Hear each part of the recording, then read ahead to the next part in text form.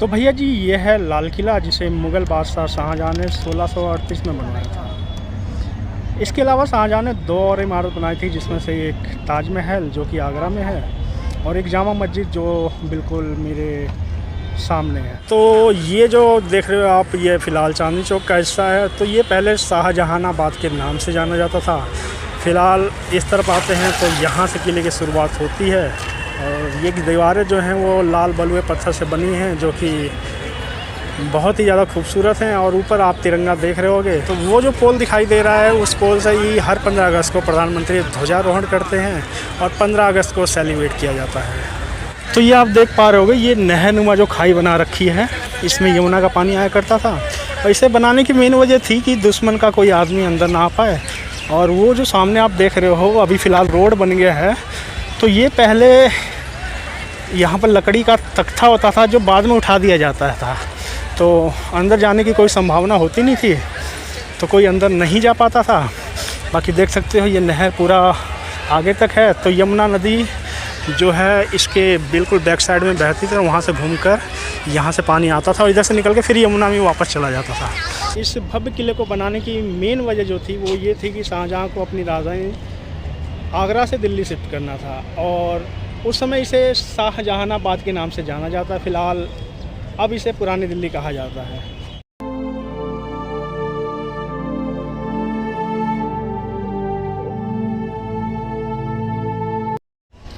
तो भैया जी अंदर जाने से पहले आपको बता दूं कि जो पीछे मेरे गेट दिखाई दे रहा है ये है लाहौरी या लाहौर गेट। अब इसका नाम लाहौरी गेट इसलिए पड़ा क्योंकि इसका जो मुंह है वो लाहौर की तरफ है। तो ये है लाहौर गेट और आप देख सकते हो कितना बड़ा गेट है। इसके साथ में ये खाई बनाई गई है। तो जो ये वाला रास्ता आप देख रहे हो, ये पहले लकड़ी का होता था जो रात के समय में बंद हो जाया करता था। तो जब अंग्रेज़ों का शासन हुआ तो इन्होंने इसको सड़क बनवा दी और ऊपर से पत्थर लगवा दिए।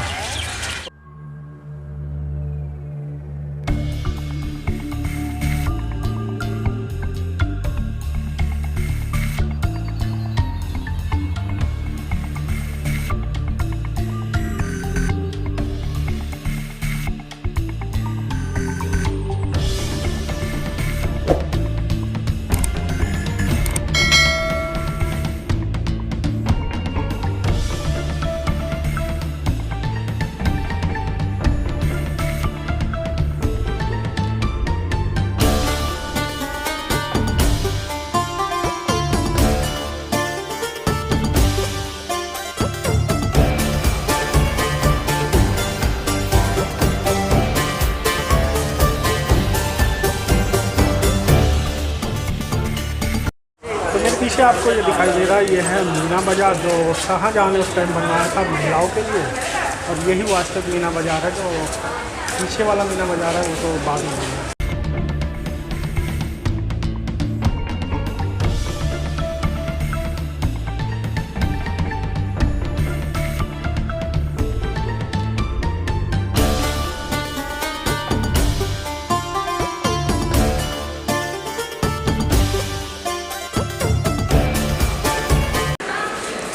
तो इस मीना बाज़ार को बनाने का मेन मकसद ये था कि उसमें महिलाओं को ज़्यादा बाहर निकलने की अनुमति नहीं थी।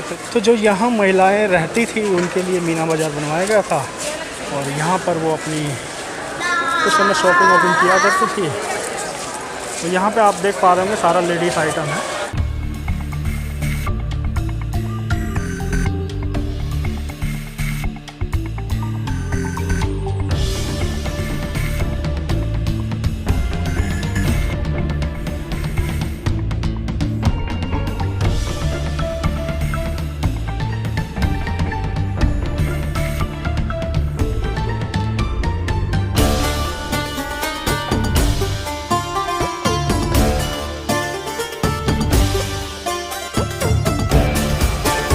तो मीना बाज़ार के साथ ही ये बैरिक आपको दिखाई देगा। ये अंग्रेज़ों ने अपनी सेनाओं को रहने के लिए बनवाया था।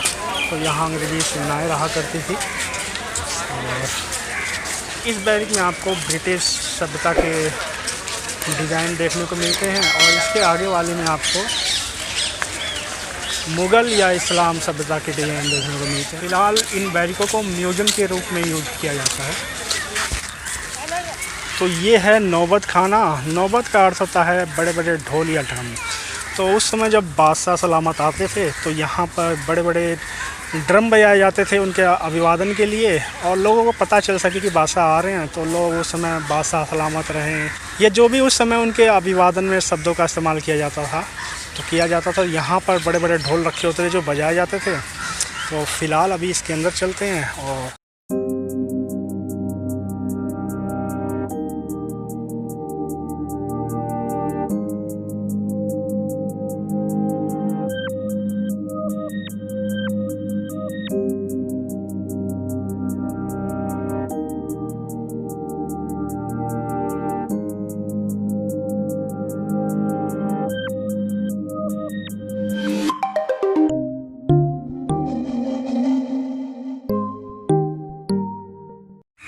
तो भैया जी, मेरे पीछे जो आपको दिखाई दे रहा है वो है दीवाने आम।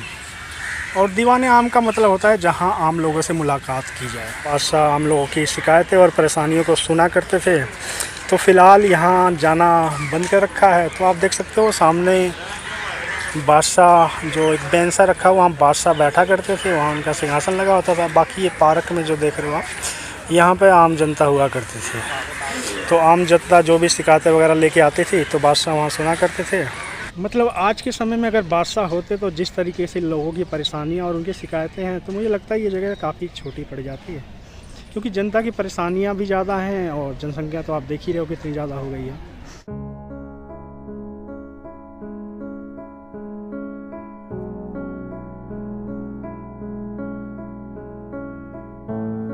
तो अगर पास से देखें तो दीवाने आम कुछ इस तरीके का दिखाई देता है, और थोड़ा और करीब जाएंगे तो आपको इसके स्ट्रक्चर का पता चल पाएगा।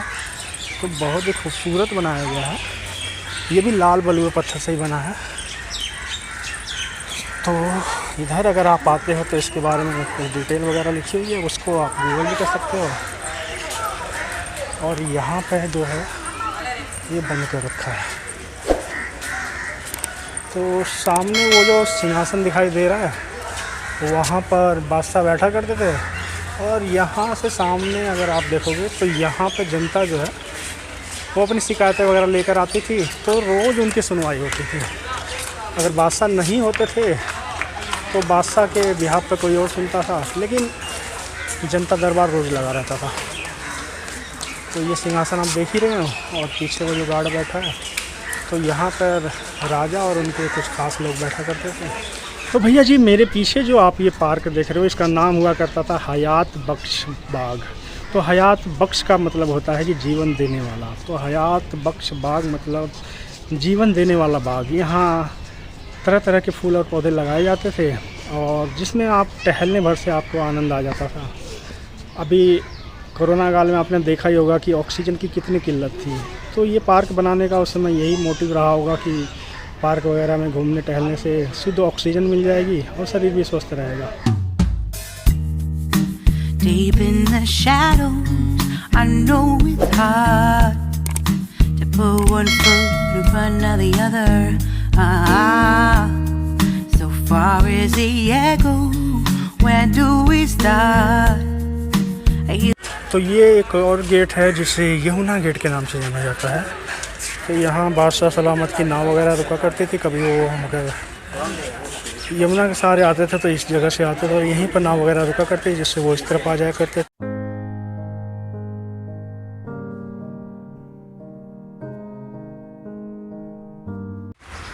तो भाई साहब, ये एक खूबसूरत महल जो आपको दिखाई दे रहा है, ये है मुमताज़ महल। तो शाहजहां ने इसे मुमताज़ के लिए बनवाया था। इसमें मुमताज़ और उनके साथ कुछ खास महिलाएं रहा करती थी। तो आप देख सकते हो बहुत ही ज़्यादा खूबसूरत है। इस तरफ से देखें तो आप देख सकते हो कितना खूबसूरत बनाया गया है। और थोड़ा अंदर की तरफ अगर चला जाए, अंदर जाना वैसे मना है तो अंदर नहीं जाएंगे फ़िलहाल, लेकिन अगर यहाँ से देखा जाए तो कुछ इस तरीके का डिज़ाइन दिया गया है।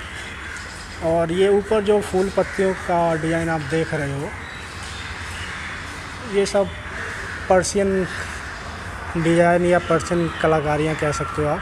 और इसे बनाने में जो है बहुत अच्छा समय लिया गया था।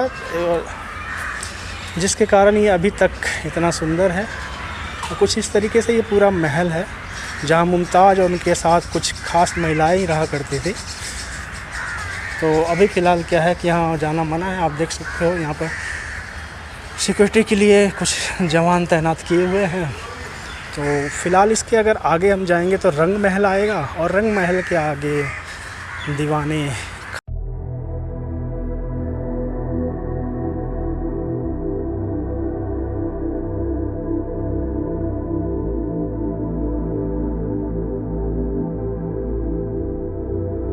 तो भैया जी, मेरे पीछे जो ये इमारत आप देख रहे हैं ये है रंग महल। जैसा कि नाम से ही आपको आभास हो गया होगा कि यहाँ पर कुछ रंगीन मिजाज के कार्यक्रम हुआ करते थे, जैसे नाच गाना, कविताएं, शायरियाँ वगैरह, जो भी उस समय मनोरंजन के साधन हुआ करते थे वो यहीं हुआ करते थे। ये बादशाह सलामत का मनोरंजन का मेन अड्डा हुआ करता था, जहाँ वो और उनके ख़ास लोग और उनके गेस्ट वगैरह जो होते थे वो यहाँ आते थे और पूरा मनोरंजन का मज़ा लेते थे, और उसके बाद फिर अपने अपने रेस्ट रूम में चले जाते हैं। जैसा कि हम लोग आजकल पिक्चर हॉल, थिएटर वगैरह जाते हैं, तो उस समय मनोरंजन का जो साधन होता था वो रंग महल में हुआ करता था। तो यहाँ बादशाह खुद और अपने ख़ास रिश्तेदारों के साथ बैठकर रंग महल का आनंद लिया करते थे, और जो भी गेस्ट वगैरह आते थे उनको भी उसका पूरा आनंद, और उनके लिए विशेष व्यवस्था भी करवाई जाती थी। तो यहाँ पर रात में महफिल जमा करती थी, नाच गाना, डांस, जो भी उस समय मनोरंजन का साधन हुआ करता था, कविताएं, शायरियाँ वगैरह, जो भी गज़लें वज़लें चला करती थी, तो यहाँ पर होता था। उसके बाद बादशाह को जब नींद आने लगती थी तो वो यहाँ से उठकर, और सामने जो है वो दीवाने ख़ास है, उसके बगल में ही उनका कमरा है, जाकर वहाँ सो जाते थे। तो ये पीछे का जो सीन आप देख रहे हो, तो जमुना नदी जो है वो यहाँ तक आती थी और यहाँ से ही बहती थी। तो फ़िलहाल जो जमुना है वो 1 किलोमीटर पीछे चली गई है, तो पीछे की साइड रोड बन गया है। और रोड की तरफ अगर आप जाते हो तो वहाँ पर जो बड़े बड़े नेता थे उनकी समाधियाँ बनी हुई, जैसे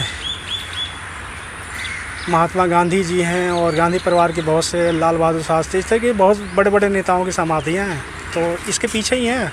तो जमुना नदी जो थी वो यहाँ से होकर निकला करती थी। यहाँ पर जितना भी पानी का कनेक्शन था वो जमुना से डायरेक्ट था, डायरेक्ट होकर आता था और डायरेक्ट ही निकल जाता था। तो यहाँ आप देखोगे तो बहुत जगह पानी के कनेक्शन दिए हुए हैं। तो यहाँ शाहजहाँ को आने का मेन कारण ये था कि यहाँ पर पानी जो है वो आसानी से उपलब्ध हो जाता था, और उस समय आगरा वगैरह में पानी की थोड़ी किल्लत थी, तो यहाँ दिल्ली में उन्हें आसानी से पानी वगैरह मिल जाता था, जगह भी काफ़ी थी। तो इधर आने का मेन पर्पस जो मुझे समझ में आता है वो यही रहा होगा।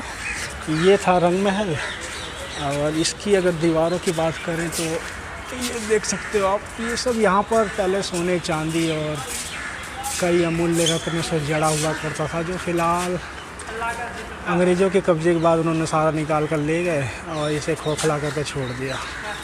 बाकी इस तरफ अगर डिज़ाइन देखोगे आप तो बहुत ही खूबसूरत डिज़ाइन है, और कहीं कहीं इसमें पर्शियन कलाकारियाँ भी देखी जाती हैं।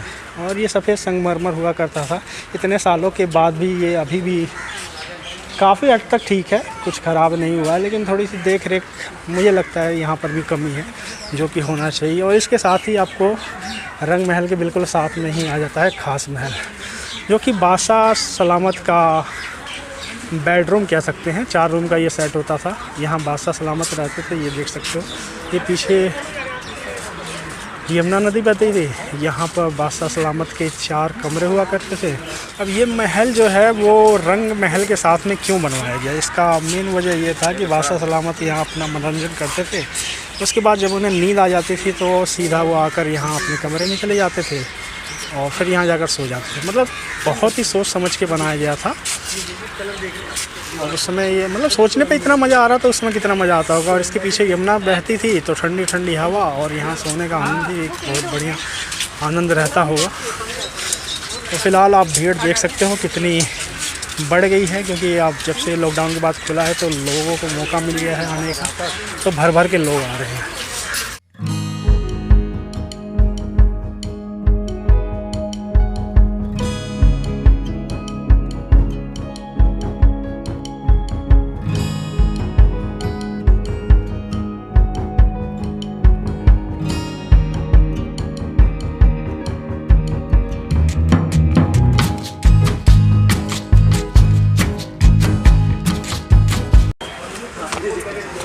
तो भाई साहब ये है दीवाने खास, और यहाँ पर बादशाह सलामत कुछ खास मीटिंग किया करते थे जिसमें बड़े बड़े लोग हुआ करते थे, वीवीआईपी लोग हुआ करते थे, जिसमें बड़े मंत्री दूर दूर से आए लोग। तो बादशाह सलामत वहाँ यहीं पर बैठ कर उनके साथ बातचीत किया करते थे। अब इसकी कलाकारी की बात आप देख सकते हो, कितनी बढ़िया नक्काशियाँ की गई हैं। और ये जो आपको फूल पत्तियाँ नज़र आ रही हैं, इसमें कहीं ना कहीं पर्शियन सभ्यता दिखाई देती है, और ये पर्शियन कलाकारी कहा जाता है इसको। और मुग़ल काल की ये कलाकारियाँ आप देख सकते हो, बहुत ही ज़्यादा खूबसूरत है। और इसमें भी सोने चांदी हीरे मोती जड़े होते थे, जिन्हें अंग्रेज़ निकाल कर अपने साथ ले गए। और जो पीछे आपको वो दिखाई दे रहा है, वहाँ पर बादशाह का सिंहासन हुआ करता था। थोड़ा सा अगर मैं इसको जूम करूँ, यहाँ बादशाह का सिंहासन होता है, जो फ़िलहाल किसी म्यूज़ियम में रखा गया है।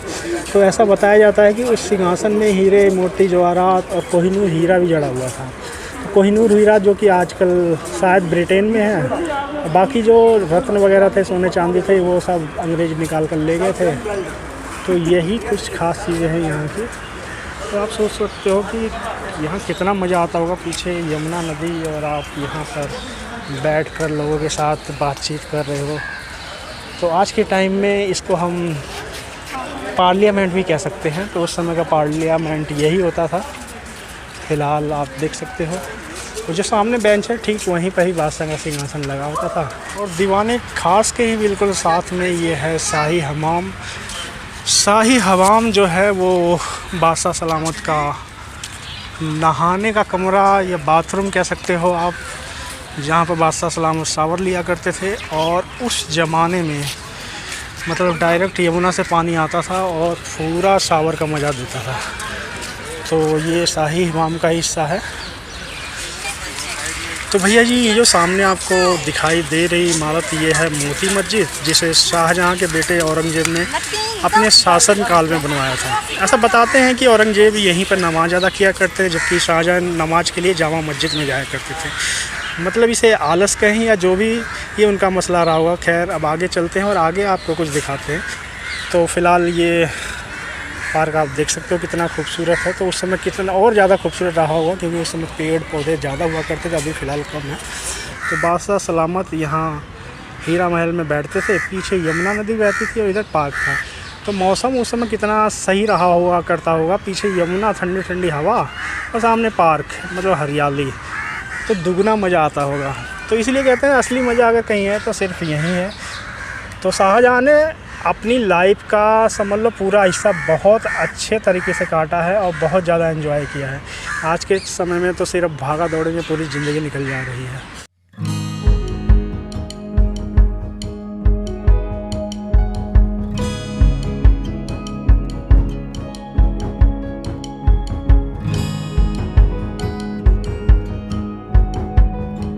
तो भैया जी, ये है नहरे बहिश्त, जहाँ से यमुना का पानी लिया जाता था, यानी उठाया जाता था, और यहाँ से होकर पानी पूरे किले को ठंडा रखने के लिए हर जगह पहुँचाया जाता था। तो यहीं से पानी का मेन स्रोत हुआ करता था, जो पूरे एरिया में जाता था और उसके बाद सीधा यमुना में वापस निकल जाता था।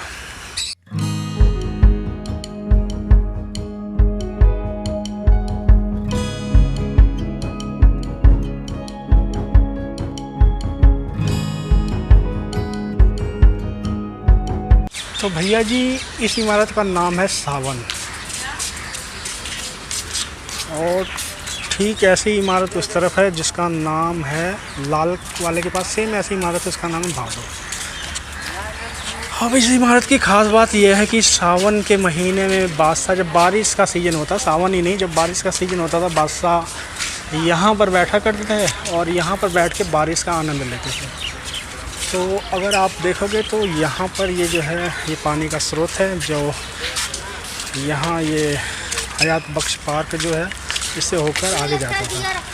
तो वर्षा ऋतु का पूरा आनंद यहाँ पर बादशाह बैठकर उठाया करते थे।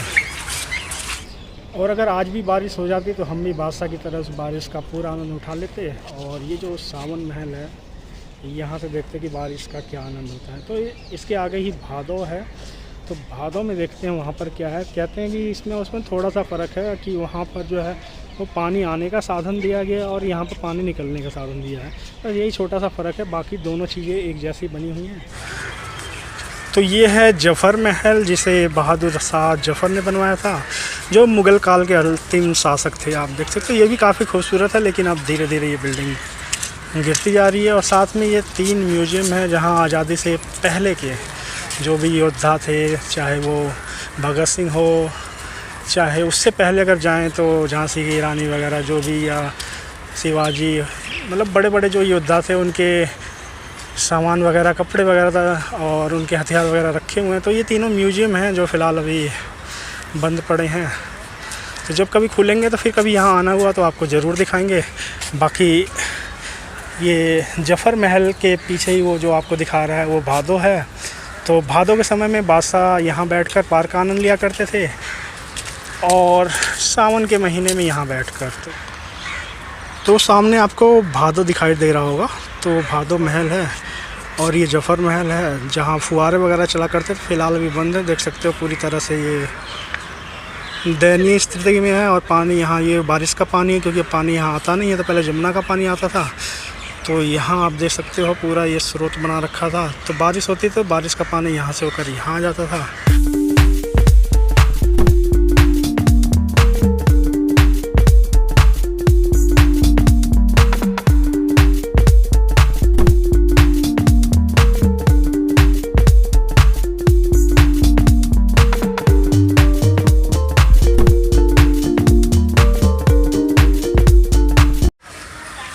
तो इधर भी बहुत सारी बैरिकेड बनी हुई हैं।